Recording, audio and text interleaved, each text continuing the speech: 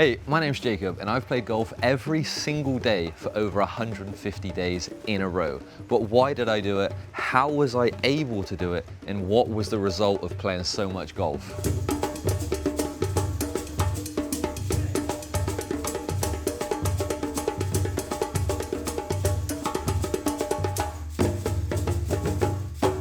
Let me introduce you to me 150 days ago. I was a 24 handicap weekend golfer, playing a few rounds a month and hitting the range here and there. In a nutshell, your average Joe golfer. I work a remote desk job and I've just become a first-time father to a beautiful baby girl. However, even amongst my new chaotic life, I made a decision. I was gonna take golf seriously. I've had this YouTube channel for about a year and a half, not really posting much, but that was all about to change. I'm a strong believer in great content is just a side effect of great things. I sat down and spoke to my wife and told her my crazy idea. I'm going to become a scratch golfer, an elite level amateur in just 365 days, and I'm gonna make a video every single day documenting the journey, spending 1 to 2 hours a day training as hard as I can and getting full rounds in whenever I can. She was actually more into the idea than I thought, and she cut me a deal. If I can get 100,000 subscribers and reach scratch, then I can pursue a full-time career in golf. I started the challenge as a 24 handicap, already knowing my game a little,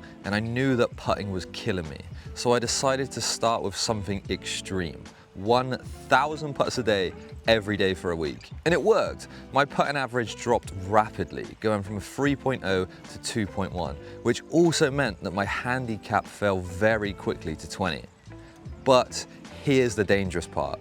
Early improvement makes you think the whole journey will feel like that.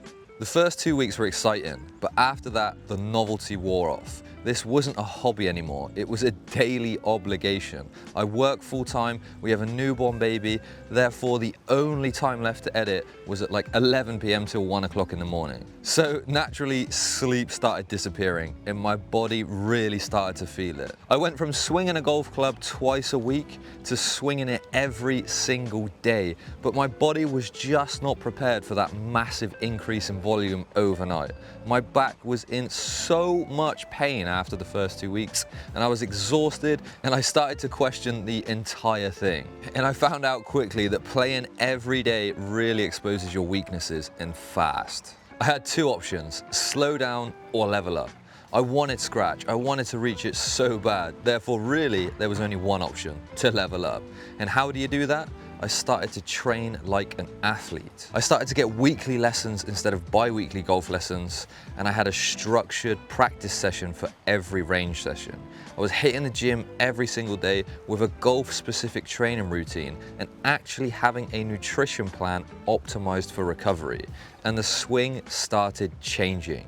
But then life hit harder than golf ever could. Around day 40, I got a call at the course. My dad had had a stroke. So immediately I called my wife. I told her to pack the car and we drove from Spain all the way to England.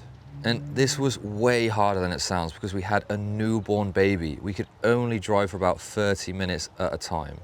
But I refused to break the streak. So at some of the stops, whilst the baby was feeding, I hit balls wherever I could at the range. Because at this point, the challenge wasn't about golf anymore. It was about identity.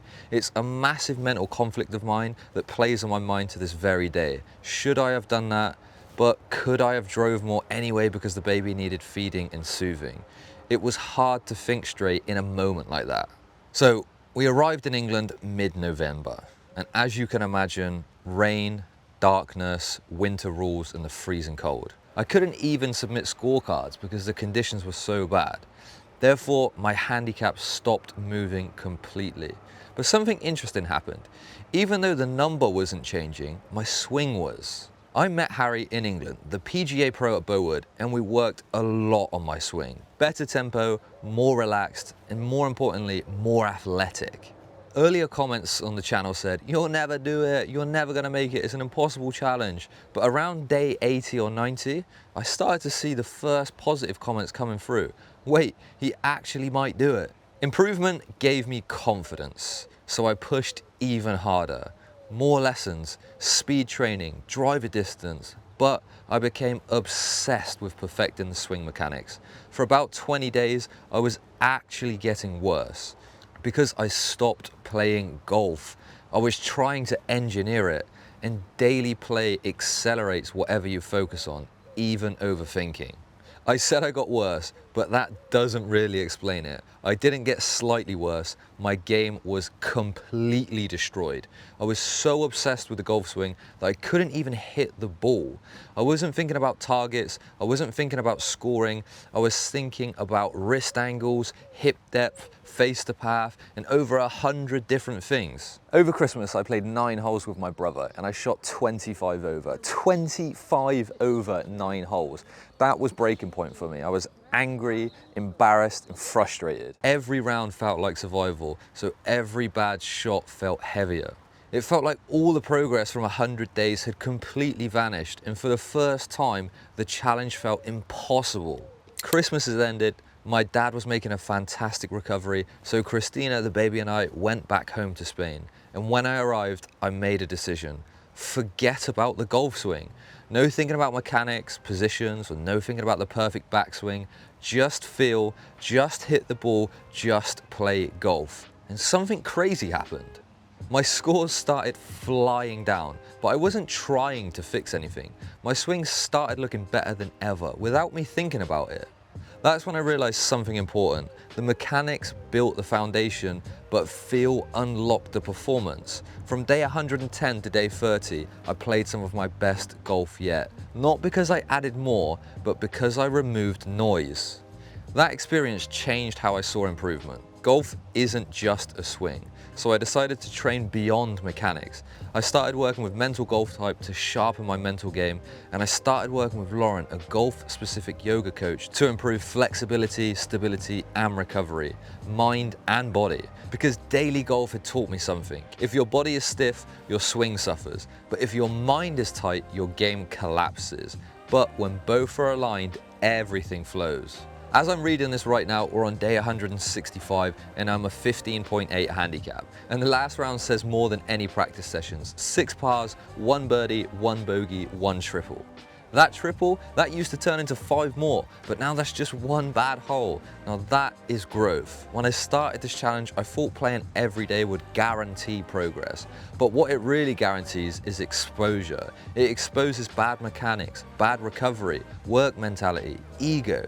So if you're willing to adapt, you evolve faster than you ever could casually. I've got around 200 days left. I'm a 15.8 handicap. Scratch is still a long, long way away, but we've already survived injury, obsession, burnout, winter golf, emotional stress, and a complete collapse. Now it's simple. Get the rounds in, trust the process, and let the handicap fall. Thank you for watching this video. I hope you enjoyed it. Let me know if you think I'm gonna make it to scratch in 365 days. And if you don't think I'm gonna make it, what handicap do you think I'll be on the final day of the challenge? And if you could subscribe to this channel, it would really help me and my family out. And yeah, follow along in the journey, and we'll see you in the next video.